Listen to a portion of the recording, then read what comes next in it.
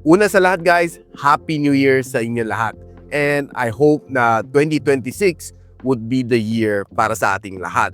Para sa inyo and siguro para sa dito sa ating channel. Now, pag-usapan natin today is yung mga what are the things to consider if you are planning for a smartphone for this 2026. Now, alam niyo na nagtataasan ng mga presyo. So in this video, tatalakayin natin what are the things to look out for this 2026 bago kayo bumili ng smartphone. Tara, pag-usapan natin after this quick intro. So probably napanood nyo na yung previous video natin na nagtataasan na ang RAM.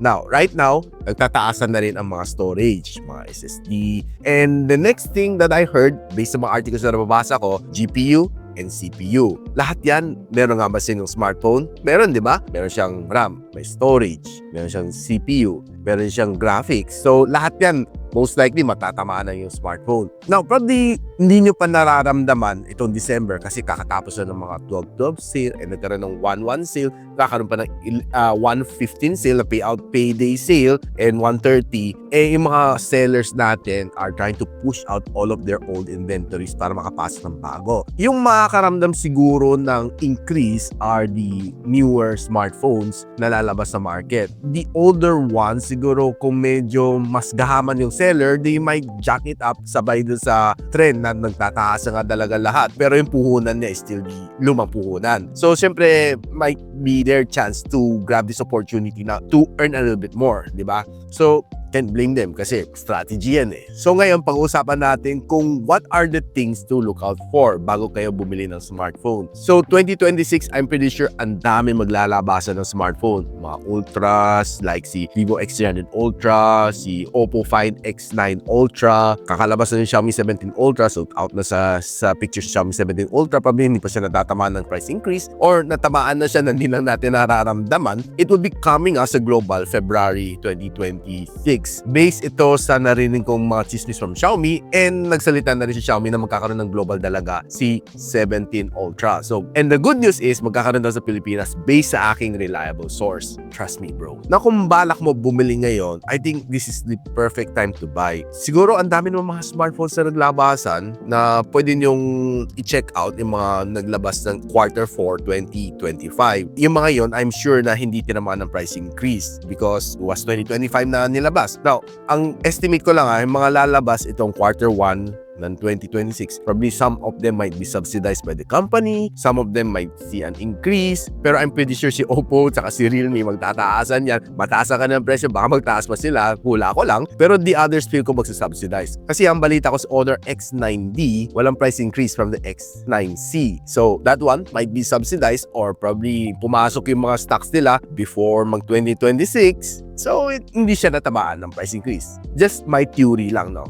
So, here are my advices kung paano kayo bumili ng smartphone this 2026. So, if you're planning to buy somewhere in the middle of 2026, sabi nating June, July, you can always look back a little bit older sa mga 2025 series na smartphone. That one, I'm sure na walang price increase yun. Pero if you're looking at yung mga Q2 na 2026 na mga smartphone na bagong labas, I'm pretty sure medyo mas mataas ang kanilang presyo. You can check out yung mga Poco F8 series, iQOO 11, Oneplus 15, Vivo X300 series. Yung mga yun, I'm pretty sure na hindi natataas ng SRP yon. Second, ang bold prediction ko is that this is going to be the year of the China roam. Bakit ko nga ba nasabi yon? Kasi sa sobrang mahal ng global roam and plus mag-i-increase pa sila dahil this is price increase, dahil sa AI, no, sila yung nag-uubos ng mga RAMs, ng mga ROMs, I'm pretty sure na maghahanap ng alternative ang tao. Kasi sa PC world, yung perang i-allocate mo para sa RAM is halos makakabuo ka na isang buong PC dati. So, ganun kalaki ang tinaas ng DDR5 na RAM. Probably pati si DDR4. So we might see the same increase for this year. One of the best alternative na personally masasuggest ko is to check out the mga China ROM. Sa China ROM, you always get the better specs, the lower price, walang ads, but you have to sacrifice warranty wala sa Google Play Store. Pero Google Play Store ma-install mo, pero warranty wala kang magagawa. Talagang ship back mo sa China to have it repaired in case na sira mo ang iPhone mo.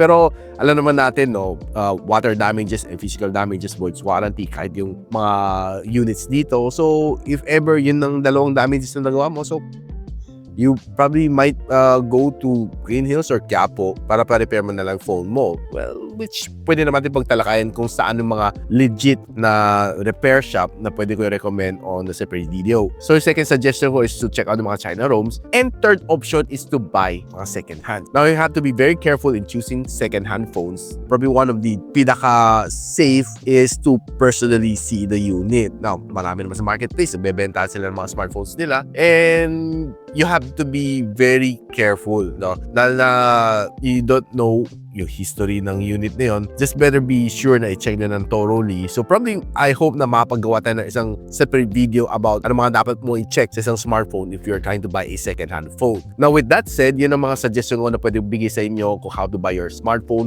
for 2026, kasi expected natin na skyrocketing ang price, pero how high it is, hindi natin alam. So we might be seeing yung mga 4 gigs of RAM ulit for 2026, kasi dati pinagtatawa natin ito, 4 gigs of RAM. What? May gumagamit ba ng 4 gigs of RAM? It might happen again in 2026 kasi sa taas ng presyo ng RAM. Trust me, check kayo sa Lazada, check kayo sa Shopee, mga presyo ng mga DDR4, DDR5, ay grabe guys. Lumilipad ang presyo and out of stock. Yun ang malala. Just to keep you updated sa mga happening sa tech world, and expect natin na si storage, si ROM, si graphics, saka si CPU, susunod yan magtataasan na ng tatlo. So, nauna na si RAM. And if you have any question, you can pop in on the description box below. And kung nakatulong naman tong video sa inyo, if you feel like sharing it to your friends, don't forget to share this video sa iyong mga karopa, kapamilya, para may matutunan naman sila on how they can buy their smartphone for 2026. Of course, don't forget to subscribe sa aking channel so you don't miss out ng mga good suggestions like this one here sa ating channel. So, bani, hanggang dito muna ako. I'll see you on my next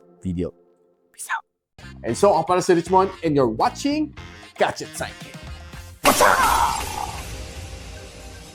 Like and subscribe to my channel. Don't forget to hit that notification bell. For one of my latest uploads, click dito. And for one of my popular uploads, click here.